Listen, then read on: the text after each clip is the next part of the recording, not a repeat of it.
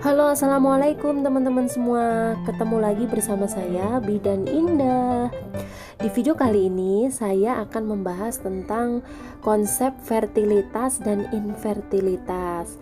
Seperti apa pembahasan dari konsep fertilitas dan infertilitas ini? Makanya tetap saksikan video saya dari awal sampai akhir, jangan di skip-skip ya. Terus yang belum subscribe, silahkan subscribe dan berikan komennya untuk mendukung agar channel saya bisa terus berkembang dan maju ke depannya.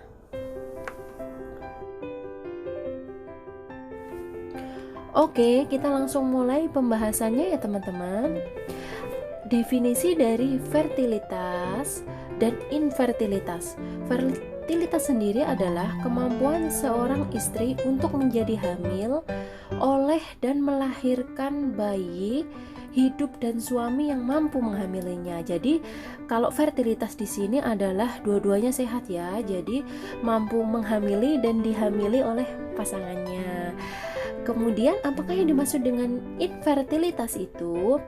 Jadi infertilitas itu adalah tidak terjadinya kehamilan setelah menikah 1 tahun atau lebih dengan catatan pasangan tersebut melakukan hubungan seksual secara teratur tanpa adanya pemakaian kontrasepsi.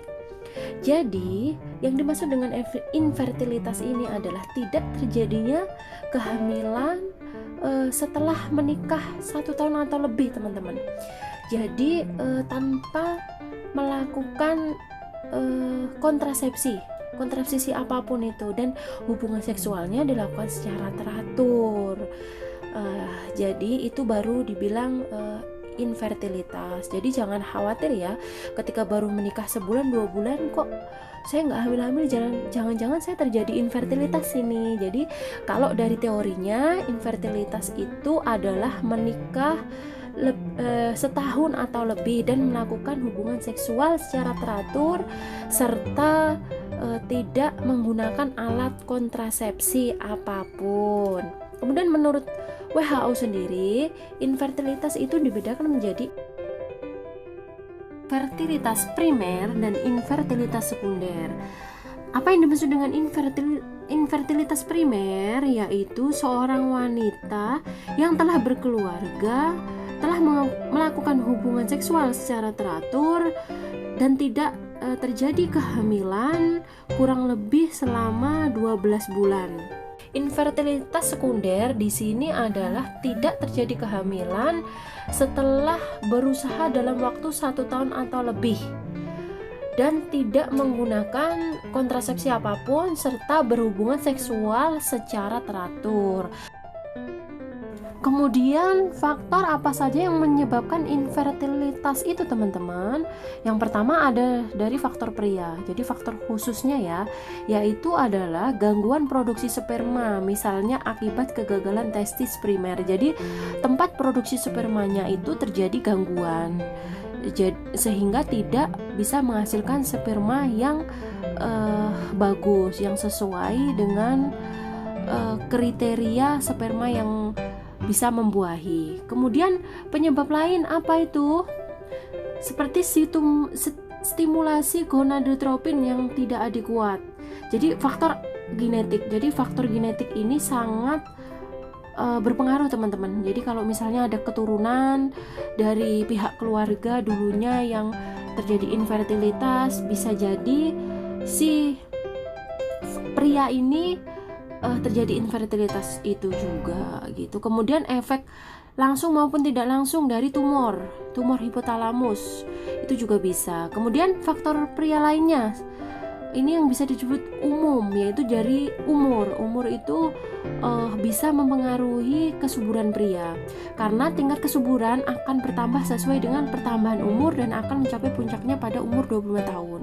Setelah umur 25 tahun, semakin bertambah umur, kesuburan pria akan secara perlahan-lahan mulai menurun.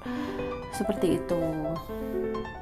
Kemudian dari faktor wanitanya apa teman-teman? Yaitu ada gangguan ovulasi. Gangguan ovulasi ini seperti apa?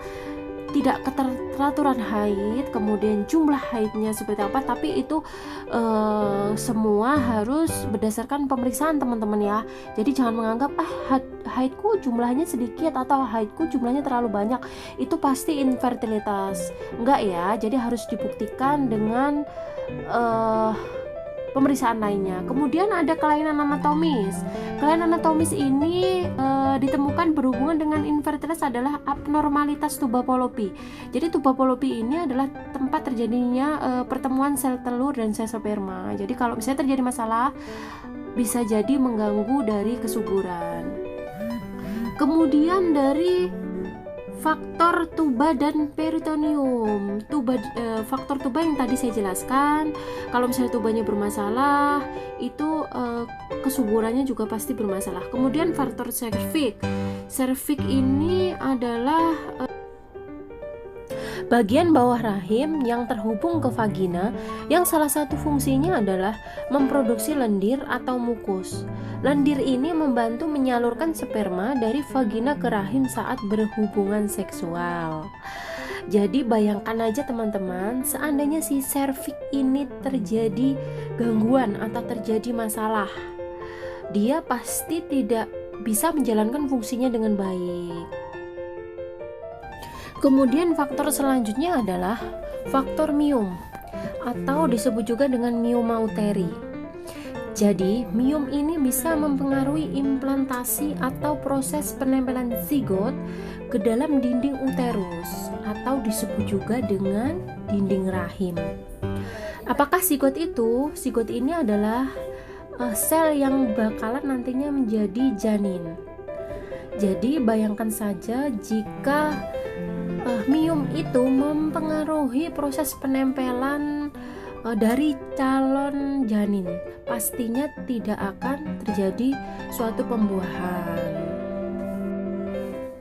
Kemudian ada kelainan endometrium. Endometrium ini sendiri berfungsi sebagai tempat untuk menempelnya sel telur yang sudah dibuahi. Jadi kalau tempat untuk menempelnya saja bermasalah, ya tidak akan terjadi pembuahan. Kemudian faktor-faktor lain penyebab dari infertilitas itu apa? Yaitu gaya hidup dan lingkungan. Gaya hidup dan lingkungan seperti apa? Gaya hidup tentunya yang tidak sehat, misalnya makan makanan junk food dan lain sebagainya. Kemudian umur juga, umur semakin tua yang tadi sudah kita bahas, kesuburan semakin menurun. Kemudian dampak sosial budaya pada perempuan yang mengalami infertilitas. Dampak psikologisnya seperti apa? Berdasarkan beberapa penelitian mengungkapkan bahwa infertilitas yang dialami oleh seorang istri akan menimbulkan dampak psikologis yang cukup berat. Makanya bapak-bapak atau ayah-ayah di luar sana harus selalu mendukung apapun yang terjadi pada istrinya, seperti itu. Dan yang paling bagus adalah diperiksakan kedua-duanya. Jadi bisa diatasin bersama dokter pilihan Anda yang dipercaya, seperti itu. Kemudian persiapan kehamilan itu apa aja? Persiapan mental dan finansial, konsultasi ke dokter obgyn, hindari depresi maupun stres, konsumsi asam folat, catat jadwal ovulasi, hindari rokok, minuman keras dan obat terlarang. Itu penting sekali ya, untuk rokok, minuman keras dan obat terlarang. Kemudian selalu makan makanan yang bergizi. Jadi gizinya seimbang antara karbohidrat, protein, lemak, mineral. Jadi semuanya harus seimbang. Kemudian selektif mengkonsumsi ikan. Jadi kenapa ikan? Ikan itu ada yang hidup di laut terdalam. Jadi biasanya kalau hidup di laut yang paling dalam banyak mengandung merkuri. Jadi di situ kenapa harus selektif. Kemudian batasi kafein. Jadi kafein itu ada dalam kopi, ada di dalam teh gitu. Jadi bukan cuma kopi aja ya, teh itu juga mengandung kafein, tapi mungkin kadarnya lebih sedikit dibanding kopi. Kemudian hindari daging dan ikan mentah. Ini penting banget. Untuk daging dan ikan mentah, usahakan selalu dikonsumsi dalam keadaan sudah matang. Karena kalau masih mentah, itu bakteri yang terkandung di dalam daging dan ikan mentah itu biasanya nggak mati, jadi ikut dikonsumsi sama kita. Oke, demikian tadi presentasi dari saya. Mudah-mudahan bisa bermanfaat buat teman-teman semuanya. Dan salam sehat dari saya. Dan sampai jumpa di video saya selanjutnya. Bye-bye.